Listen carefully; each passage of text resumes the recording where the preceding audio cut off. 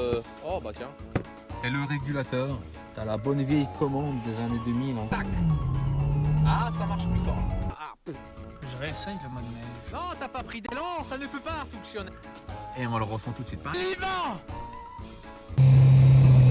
De Dieu. Bonjour les amis et bienvenue, j'espère que vous allez bien. Alors aujourd'hui, petite présentation du Citroën C5 Aircross, 180 chevaux, boîte automatique 8 rapports. Avant ça, abonne-toi et like, et on y va. Eh oui.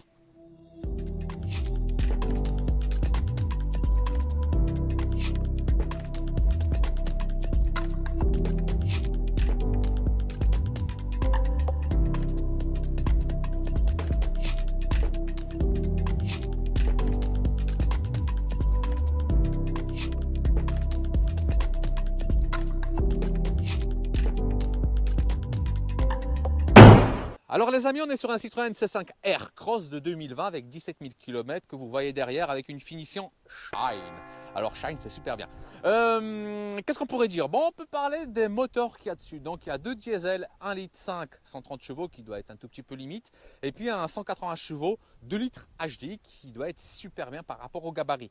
Là, on est sur un modèle 1,6 litre THP, et oui, 180 chevaux essence, mais évidemment, accouplé à une boîte automatique de 8 rapports. Il y a aussi le PureTech 1,2 litre 3 cylindres qui existe sur ce modèle-là, mais effectivement, ça doit être un tout petit peu limite. Alors, c'est une voiture, pour moi, qui est un tout petit peu un ovni, qui est venu un tout petit peu tard.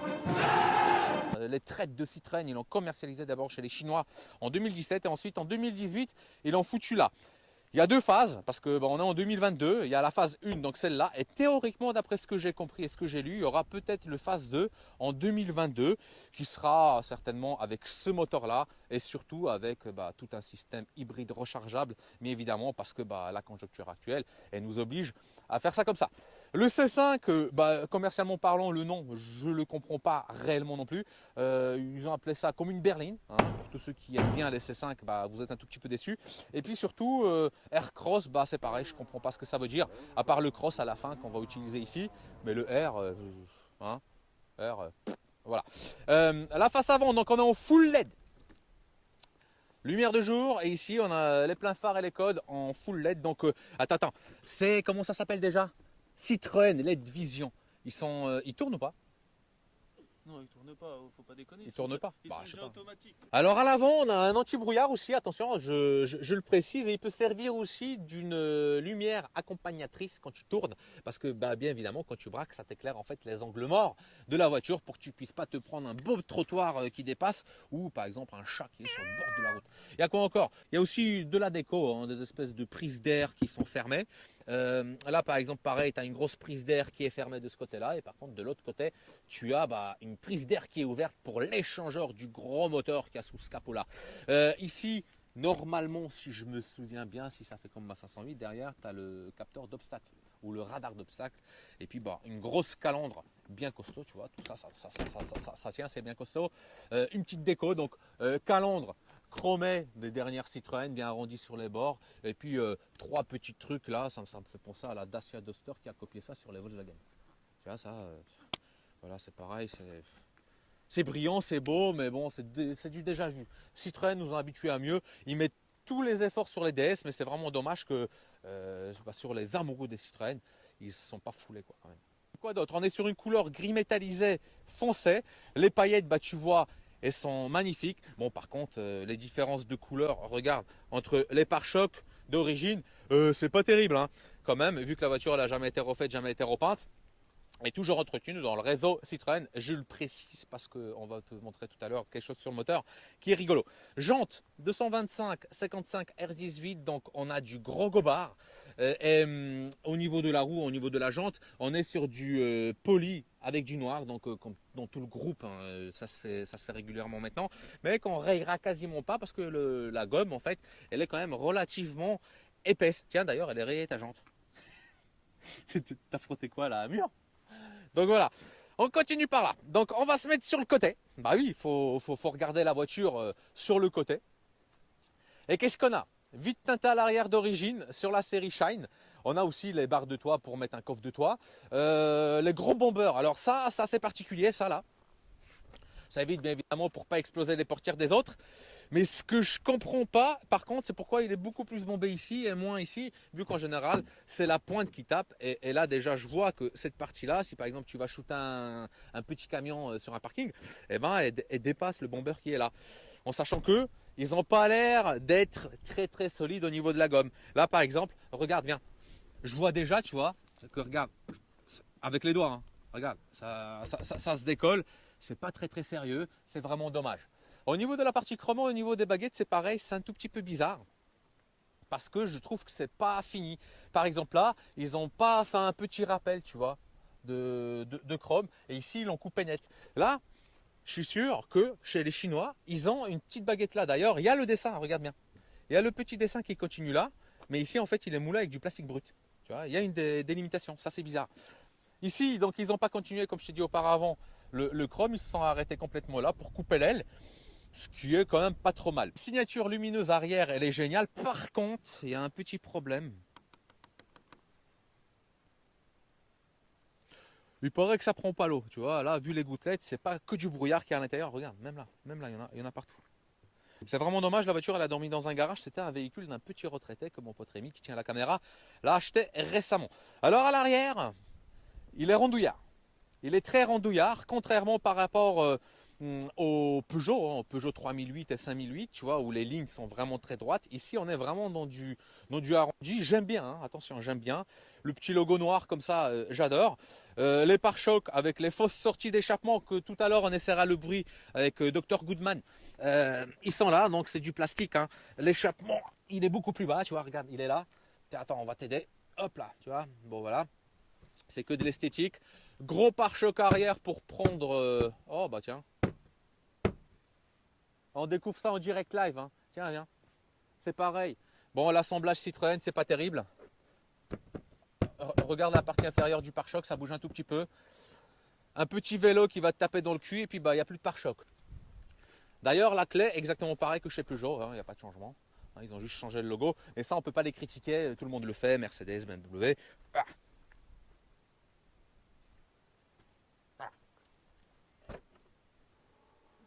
Bon, une femme qui a des courses dans les mains, mais évidemment, vous comprenez bien, les filles, ça ne passe pas bien. Donc, bon, pour les prises tout à l'heure, on a enlevé les trucs, mais on a un coffre très très spacieux qui se règle sur 2 niveaux, comme sur le 3008, hein, c'est exactement pareil, c'est assez grand, pas de surprise, donc je vais vous mettre le litrage parce que je ne l'ai pas en tête, mais néanmoins, il y a beaucoup d'espace, il y a beaucoup d'espace. T'as pas la petite lampe, toi? Il n'y a pas la petite lampe comme... Tu sais, avant, il y avait une petite lampe. Bon, voilà. Si vous voulez le refermer, aussi deux méthodes, ou vous faites comme ça. On peut pas? Merci. Ou vous appuyez sur les boutons qui sont là. À force de ne pas pouvoir le fermer avec votre pied, ils ont tout prévu, ils ont mis des gros boutons pour que vous puissiez appuyer dessus. Donc il n'y a pas de caméra à l'avant, par contre il y a une petite caméra à l'arrière, tu vois, quand tu recules, avec les 4 petits capteurs qui se situent dans le pare-choc. Donc tu en as 2 là noirs, et puis 2 noirs d'ailleurs, ils ne sont pas dans le pare-choc peint, ils sont dans la partie inférieure en fait, dans le bomber. Sur le côté. Elle est très très bien située d'ailleurs en position haute parce que sur ma 508 qui est derrière là-bas, elle se situe au niveau de la plaque et c'est une galère monstre en fait. Dès qu'il pleut, elle est complètement crade et je vois réellement rien. Bon, il y a des petits faux diffuseurs, donc ça peut-être chez AliExpress, il y a des petites grilles qui existent pour les remplacer, tu vois, c'est de la déco, ils ont mis de la déco. Et avant de te montrer le poste de pilotage, on va aller à l'arrière. Donc à l'arrière, magnifique intérieur. Donc il y a réellement 3 tissus, regarde, oh putain, c'est vraiment moelleux. Hein. On est bien derrière. Hein. Non, là tu vois, je reconnais une Citroën. Ça me fait penser un tout petit peu aux vieilles DS ou à des XM, tout ça, tu vois. Les petits carrés, tu vois, c'est tout beau. Donc il y a 3 matériaux, voire 4 matériaux différents, plus après du fil à coudre de plusieurs couleurs, parce qu'on est sur une sorte de matière à l'ancienne, tu sais, une espèce de tissu, un sky gris, avec des surpiqûres grises plus claires. Là encore, une sorte de noir, encore du gris sur piqûre. Et une autre matière là, ils ont chopé ça c'est un sac à patates. Et puis là, ils ont mis encore une surpiqûre orange. Franchement, l'ensemble, il est beau, mais par contre, il est très complexe à fabriquer. Ça, je doute pas. Donc, pour quelqu'un de mon gabarit 1m73 derrière, avec papa et maman qui sont bien à l'aise, je suis relativement bien. Encore une fois, un truc qui n'est pas pratique, et ça je le dis tout le temps parce que je pense à des familles, parce que moi j'ai des enfants qui me butent en fait derrière quand ils sont là comme ça, et que les genoux ils butent comme ça. Merde, les mecs chez Citroën, mettez un renfort avec une tablette, je sais pas, ça coûte pas cher. Donc ici on a deux trous de ventilation qui ont l'air bien costauds en fait dans la coudoir, qui sont incorporés dedans. Par contre, ce qui est dommage, juste une prise USB avec les petites tablettes des gamins et tout, ça aurait été pas de refus. Attends, on va regarder par contre comment les sièges ils se basculent pour montrer à tous ceux qui vont aller à la déchette par exemple. C'est où? Tiens, c'est là. Ah bien. Ah ça par contre c'est bien. Voilà. Donc coffre plat. Vas-y, monte-leur. Très très pratique pour prendre ta planche de surf, un caddie, tout ce que tu veux. Ça va super bien. Donc voilà. Après, au niveau des petites poignées, bah voilà, tu vois, on est comme dans un SUV, comme dans un vieux Toyota ou un Ranch peut-être, je sais pas, tu vois. Donc là, le plastique, il est brut, il est vraiment dégueulasse. Tu vois, il gratte partout. Par contre, là, ils ont mis un tout petit peu sky, un tout petit peu moelleux, histoire de dire que bah, ils sont là, tu vois, les créateurs. Et puis avec une partie brillante qui est là. Les poignées, ça me fait penser, je sais plus à quel Citroën, mais j'ai déjà vu ça auparavant par contre. C'était pas le C3 pluriel qui avait ça.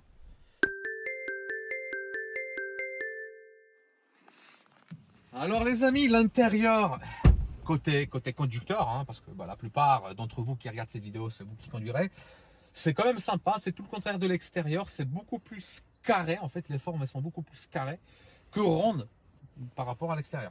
On retrouve dessus en fait un compteur en forme de tablette, hein, et puis aussi il y a une bonne petite tablette du groupe PSA comme sur toutes les autres voitures. Ici, avec à peu près les mêmes menus. La boîte de vitesse avec le levier de vitesse, c'est exactement le même que sur un 3008 ou sur une 508 par exemple. Tu vois, c'est toujours le même groupe. Il y a juste une petite particularité, c'est la petite roulette, mais ça, on verra ça tout à l'heure sur le Val, si ça fonctionne bien ou pas, parce que c'est intéressant de le savoir. Ici, donc, on a des rangements. On va parler d'abord des rangements pour les familles. Ici, un petit rangement pour mettre son téléphone ou des cochonneries avec deux chargeurs, donc un chargeur 12 volts plus après en fait un port USB pour pouvoir recharger aussi son téléphone. Et c'est induction là ou pas? Non, pas induction. En option, oui, mais celui-ci ne l'a pas. D'accord, donc il n'y a pas d'induction, ça c'est quand même un tout petit peu dommage. Un autre petit rangement, tu sais, où tu mets des petites pièces, les cartes et tout le bordel. Ici, rangement à bonbons où tu peux mettre aussi des verres qui est éclairé sur les bords. Donc voilà. Et puis ici, en fait, on a la coudoir, donc la coudoir des 3008, hein, je pense que c'est exactement le même avec le petit bouton là, bah ouais, ça doit être pareil, qui est très très profond. Donc déjà sur les 3008 il était super profond, là-dessus c'est pareil, où on peut mettre carrément une bouteille 1,5 litre de flotte, voire deux si tu forces un tout petit peu. Donc je te disais au niveau de l'assise, je suis super bien assis, c'est très confortable, je me sens en sécurité, la visibilité elle est vraiment bien, et à l'arrière quand je me tourne, bon malgré que la vitre elle soit petite, bon, la caméra de recul est TED et puis les capteurs de recul TED. Bon, par contre, il y a un petit angle mort en fait en comme ça. Malgré qu'il y a la custode, bah, vu la taille des ailes, on voit pas très bien. On va mettre le contact. Bah, vas-y, monte, ferme la porte.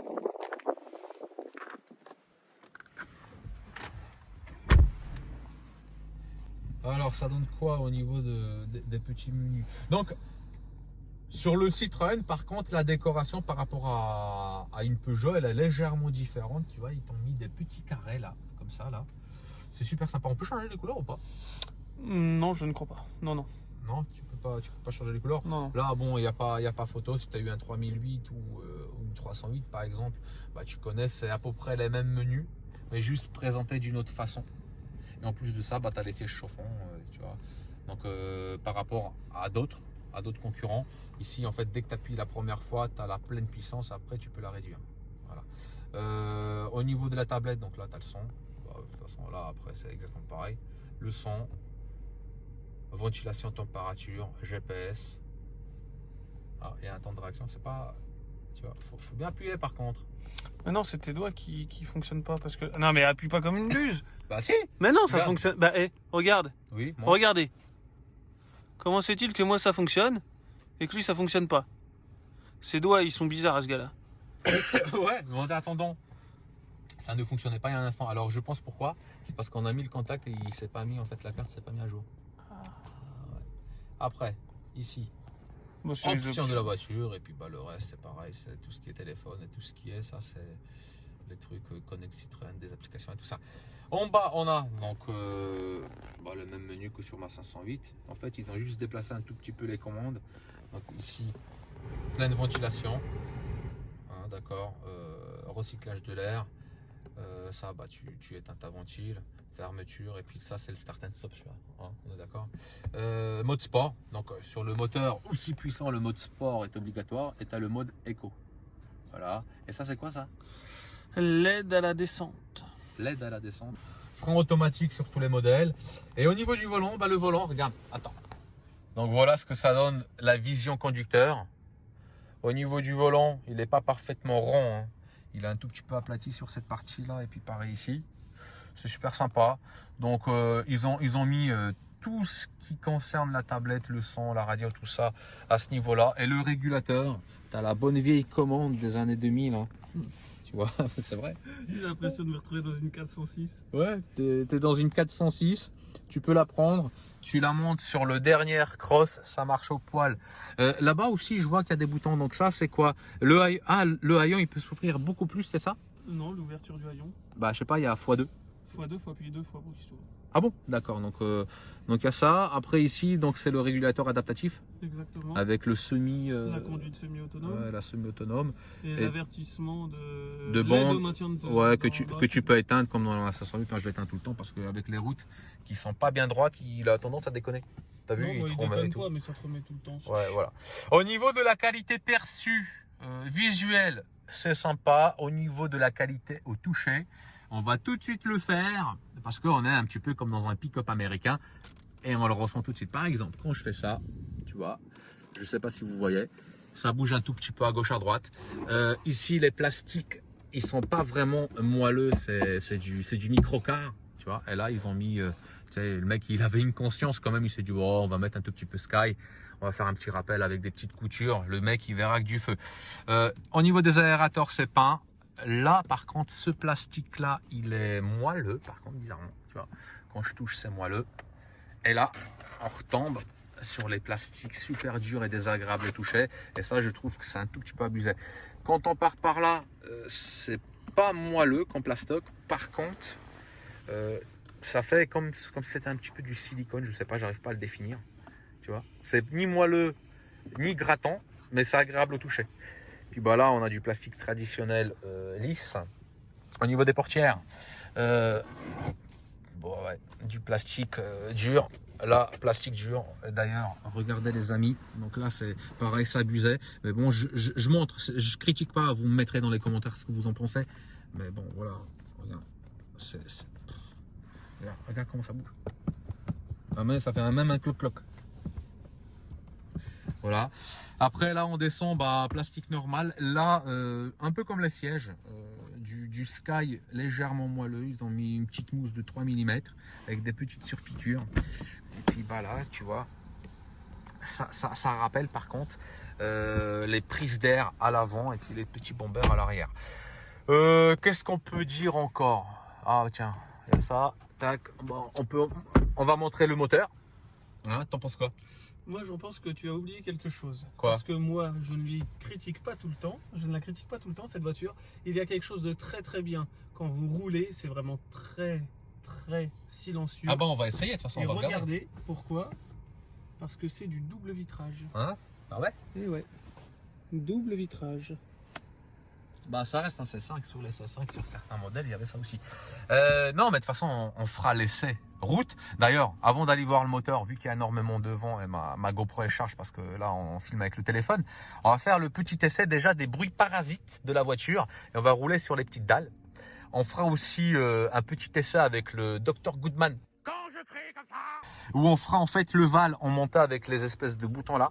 Le grip control. Le grip control, voilà. Et puis en plus, on va tester le bruit de la voiture, vu qu'aujourd'hui il y a des radars qui vont peut-être bientôt être mis en route sur un moteur sport comme ça. On va faire le bruit. On va accélérer jusqu'à 5000 tours. On peut accélérer jusqu'à 5000 tours. Il est où ton compteur? Ah, il est là. Oh là là, comment il est tout petit. Le frein automatique qui se défait. Et on roule. On va voir normalement les Citroën, hein, comme mon grand-père me disait à l'époque, c'est les voitures les plus confortables au monde. Ah oui, oui, oui. Non, pas Rolls-Royce. Rolls-Royce, c'est inaccessible. C'est pas pour des gens de tous les jours.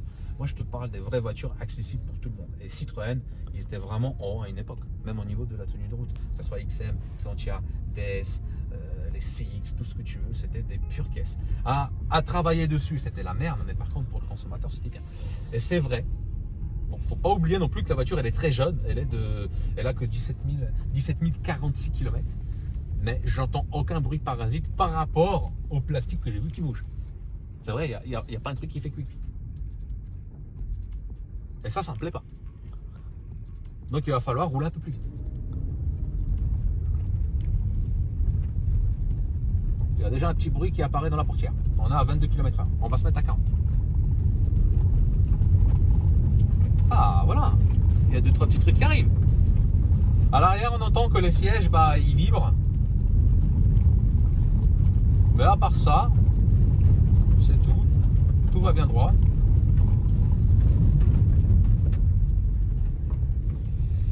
L'électronique fait son travail. On est de travers sur le Val. Tu peux filmer, tu vois. Il veut pas glisser. Non, ça va. Tu crois qu'on peut y aller sur l'herbe là-bas? Si on pouvait éviter, ce serait pas mal. Je redescends parce que tu fais une droite. C'est un aircross ou pas? On a dit tout à l'heure qu'on le fera. Et moi, je tiens à informer tous les abonnés et tous les nouveaux qui regardent cette chaîne-là qu'on ne fait pas que des essais comme ça. Ouais, c'est bien, faut l'acheter. Non, moi, je veux que les gens l'utilisent réellement. Il faut leur dire la vérité. Et le Val, ici, c'est le parfait truc pour montrer qu'on peut aller à la pêche, par exemple. Tu vois, tu peux aller avec ton gamin à la pêche. Tu prends ta voiture de tes rêves que tu t'en chies à payer ton crédit. Et moi, je suis là pour te montrer en fait que tu peux monter un Val. Et là, dans l'immédiat, à 33 km/h, quand on le monte et quand on roule dessus, ça bouge pas. Et il n'y a pas de bruit parasite. C'est très important à dire. Donc voilà, on va accélérer sur le Val. Donc là, on fera comme sur l'anneau de Montlhéry. Accélération. Et là, on va se foutre sur le toit là-bas, juste pour te montrer si le toit il est costaud ou pas. Non, je plaisante. On va faire ça. Non, pas de bruit parasite réellement, franchement. La voiture se comporte bien, tu vois, c'est gras. Tiens, l'ESP il a fonctionné, l'arrière en fait, il a freiné automatiquement pour qu'on puisse pas se foutre en fait de travers. Non, à conduire réellement, c'est une voiture très très douce avec ce moteur là d'ailleurs. On sent qu'il y a de la puissance. Alors les amis, on va mettre le mode sport parce qu'ici on a une petite route. Je pense qu'au bout là-bas on va finir à 100. Attends, donc faut appuyer plus longtemps. Mode sport s'active. Ça le marquait par encoder, non? Oui, D1S. Ah d'accord, c'est ça. Il n'y a même pas un petit coup de rouge, rien. Ah non. Bon. Et on va faire un petit départ lancé. Donc je lâche naturellement le véhicule, tu vois, pour pas lui en mettre plein la gueule. J'aimerais bien, mais le propriétaire à côté de moi, il fait des drôles de tête. Et je vais appuyer à fond, sans toucher les palettes d'abord. D'accord? D'accord. 3, 2, 1, c'est parti. Ah. Un coup de 2. Ouh, ça a patinouillé un peu. On est à 80, 90, 100. Attends, regarde. Devant. Et on descend sur le Val. Wouh. Oula, oula, oula. T'as vu? Ah là, on a eu chaud. Ah là, on a eu très très chaud. Je vais vous faire voir pourquoi. Parce qu'avec la vitesse, le cul a commencé à partir en crabe, vu qu'il a plu il y a un instant. Et du coup, regarde-moi ça. On a quand même failli avoir en direct live un 5.5 Aircross qui fait des tonneaux. Bon, on recommence, mais cette fois-ci avec les palettes. Donc bien évidemment, les pneus sont gras, les chiffres, si vous calculez le 0 à 100 n'est pas vraiment réel, mais c'est juste le ressenti de la voiture. Et le premier ressenti là-bas, c'était quand même relativement mou sur le premier rapport, certainement pour protéger la boîte de vitesse. On va faire maintenant un démarrage comme ça. Il y a un launch control là-dessus ou pas? Non. Non, il n'y a pas de launch control, c'est dommage. C'est dommage parce que je m'y croyais déjà. Bon, alors j'appuie sur les freins, je me mets à 2000 tours et c'est parti. 20, tac. Ah, ça marche plus fort là. 80, 100. Et il y a un gros virage devant. On freine et le freinage. Oh, ah, ça freine bien. Et il se met automatiquement en warning. Tu vois, il s'est mis automatiquement en warning de détresse pour prévenir ceux qui sont derrière qu'il y a un inconscient sur la route, quoi, tu vois. Donc voilà. Donc bonne petite axle. N'oublions pas, je vais te mettre le poids, que ce véhicule-là pèse un certain poids et il a un certain gabarit. Et il y a, malgré qu'il y a beaucoup de watts, parce que ça reste quand même 180 chevaux, c'est pas rien, et ben c'est une petite cylindrée, un 1,6 c'est soupape, qui est sous ce moteur-là. Donc voilà, moi je trouve que ça réagit quand même pas mal. On va aller chercher le docteur dans la 508. Et on va faire donc 2 essais. Le premier essai, on va utiliser la petite mallette pour pouvoir monter le Val. Et on va monter celui-là, là-bas. On va essayer de le monter. On ne dit pas qu'on va le monter. On va essayer de le monter parce qu'ici, en fait, ça va être par graduation. Si on monte celui-là, on va aller là-bas. Et si on monte là-bas, on va aller sur celui qui est plus raide. Et on verra en fait la limite de cette électronique qui est là pour pouvoir monter un truc un tout petit peu gras et bien incliné. On va chercher le doc et puis... Ah non, enlève-le, ce que j'ai fait l'autre soir pour une autre chaîne. Oh mon Dieu. Viens voir, monte-leur, donc il va bouger la mallette là-bas, tu vois. Hop, tu te mets en position normale. Hein. Je suis en normal. Tu cherches pas à comprendre. Tiens, prends mon téléphone pour mettre une vision d'intérieur. Parce que de toute façon, tu es en boîte automatique, t'as pas besoin de tripoter le truc. Et où on y va les amis? Mais j'ai besoin de ta tête. Ah, bah il va pas me reconnaître. Ça fait pas les mêmes sourcils. Recule encore, recule encore, recule encore. Alors les amis, c'est parti. Le C5 Aircross va essayer de monter le Val en première position sur la roulette. Vas-y, vas-y, monte. Vas-y en douceur. Ça monte. Ah, ça patine des deux côtés. Donc là, bien évidemment, on voit bien qu'en partant en douceur, ça s'arrête à la moitié du Val qui est pas très raide. Vas-y, recule mon ami. Et tu te mets en position, je sais pas laquelle, laquelle tu vas mettre là. Dis-nous tout. Neige. Mode neige. Alors là, il n'y a pas de neige, mais il y a du gras. Il y a de la belle boue du Loir-et-Cher. On essaye. Mode neige. J'ai froid. Ah. Ça patine, ça patine. Ouh. Y a pas un autre mode mieux que ça?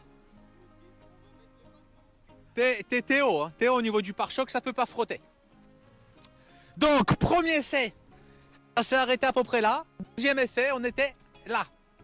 En sachant que le Val, il est fait de pierre, de taille, de l'époque. Et par-dessus, il y a de la belle mousse de notre belle région. Tu montes à la même vitesse.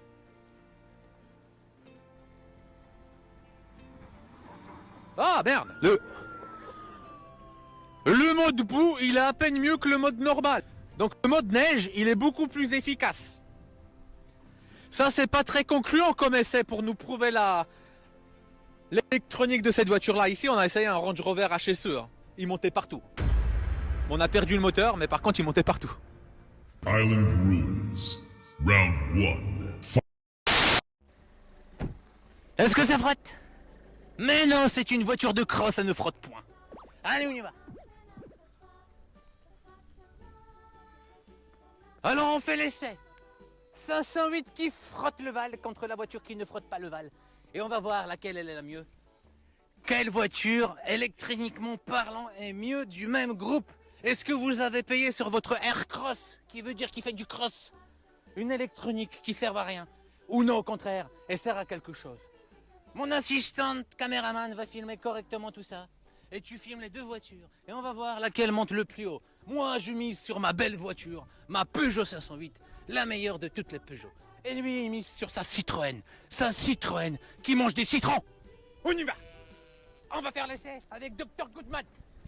Ah, je vois flou. On prend un tout petit peu d'élan, rien à foutre, c'est mon pare-choc qui frotte, j'en ai rien à foutre. On y va. Recule un tout petit peu. Et mets-toi en première si tu es chiche. Non, non, non, tu triches. Mets-toi là. Tu triches comme dans les départs sur le 1000 mètres. Tu te mets avec les essieux en face de mes essieux. Je mets les lumières. Je fais des pleins phares. Et on y va. Tu es prêt? 1, 2, 3. Et je patine. Oh mon Dieu! Elle y va! Wow! Ouais! Regardez la puissance de la 508! C'est une voiture qui fait tout, qui t'emmène partout. Et elle est trop belle en plus. Mon Dieu, regardez cet essai. Incroyable. Ah ouais, t'es obligé de t'y prendre à 2 fois. Ah bah oui, mais là, c'est trop tard, t'as perdu.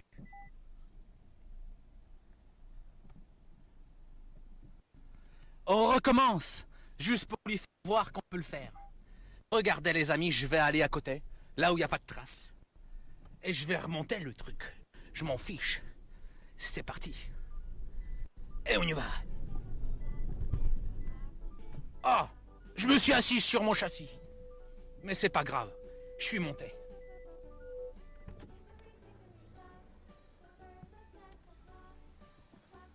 Alors mon ami, que tu penses de ta voiture? Que c'est exactement pareil que toi. Ah, Que sauf si tu veux moi, monter... j'ai frotté partout. Je suis sûr que j'ai perdu un bout de carter en carton. J'en suis sûr. Bon, sur ce, tous ceux qui croient qu'un C5 Aircross est génial, croyez ce que vous voulez. Mais rien qu'avec une 508, dernière génération, évidemment, vous pouvez le faire aussi. Test ultime. On va essayer le son des deux voitures. On va voir ce qui dépasse. Elle fait quoi au niveau de ta carte grise, ta voiture? Bah, je sais pas. Hein. Bah regarde ce qu'elle fait, espèce de con. Et on va regarder en fait au niveau de la sonorité, est-ce que ça dépasse ou ça dépasse pas? Parce que si ça dépasse, je veux pas d'amende, je suis tout d'origine. On va faire d'abord le C5 Aircross qui monte très très mal, ce petit Val, et qui surtout n'arrive pas à battre cette magnifique 508 qui est là. Ouh, sur cette chaîne-là, il y a beaucoup de fans. Et oui, vous avez raison, c'est une sacrée bagnole. Les amis, la GoPro elle a lâché, le son va être pourri, on vous entendrait du vent.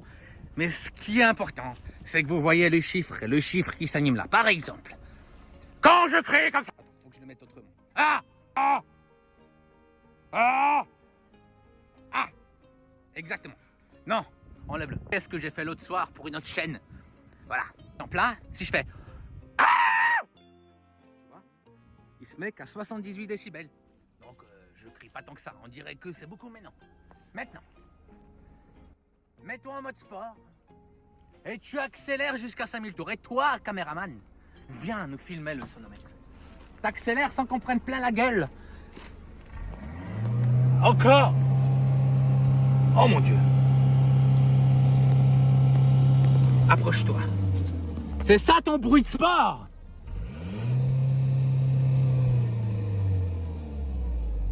À part nous mettre de la vapeur dans la gueule, reste à 5000 tours tout le temps.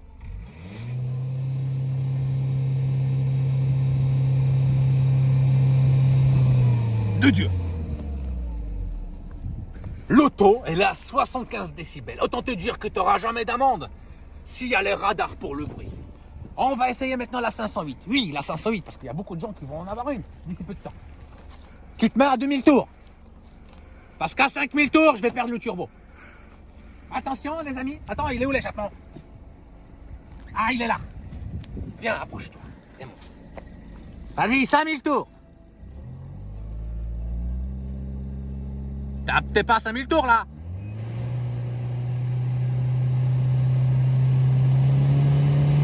Ah. Ouais, il accélère un peu plus, hein, le petit coquin. Attends, faut plus que je parle. On ne parle plus. Et accélère jusqu'à 5000 tours. Et on parle pas.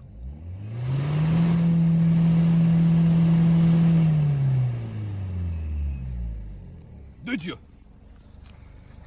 Un 130 HDI 1,5 litre, les amis, fait plus de bruit qu'un moteur turbo compressé 1 litre 680 chevaux sur le Citroën. Là, il y aura du débat. Est-ce que cet appareil ne fonctionne pas bien? Est-ce que c'est moi qui me place pas bien? Néanmoins, il y a plus de bruit dans le 508. Que vous pensez du dock? S'il faut lui acheter une perruque grise? Mais ceci dit, c'est assez compliqué d'en trouver une sans aller sur AliExpress ou Wish. On est bien d'accord. Donc, deux choses à retenir. La première chose, c'est qu'un diesel peut faire plus de bruit qu'un essence. Alors certainement parce que mes Kata et tout, ça a plus de 100 000 km et c'est un tout petit peu usé. Tandis que là, c'est quasiment neuf. Exactement. C'est assez bizarre. Et de deux, par contre, et là, il n'y a pas d'usure, il n'y a pas d'excuse. C'est qu'à part le mode neige, et vous pouvez constater, tiens, regarde, monte là, là-bas. Vous pouvez constater Et ben ce véhicule-là, bizarrement, alors peut-être on s'en est mal servi, et si Citroën regarde cette vidéo-là, invitez-nous, on fera d'autres essais sur vos véhicules, si vous voulez.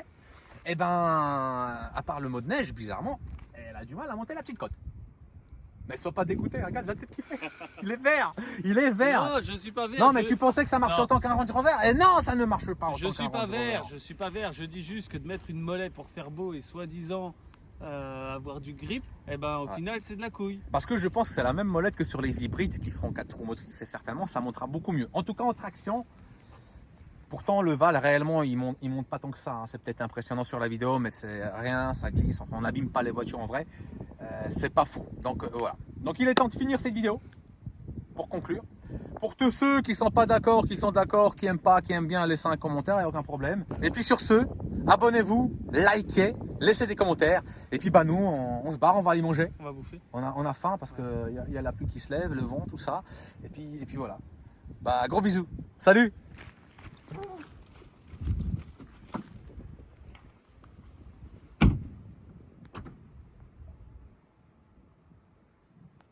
Bah toi tu viens pas avec ta caméra?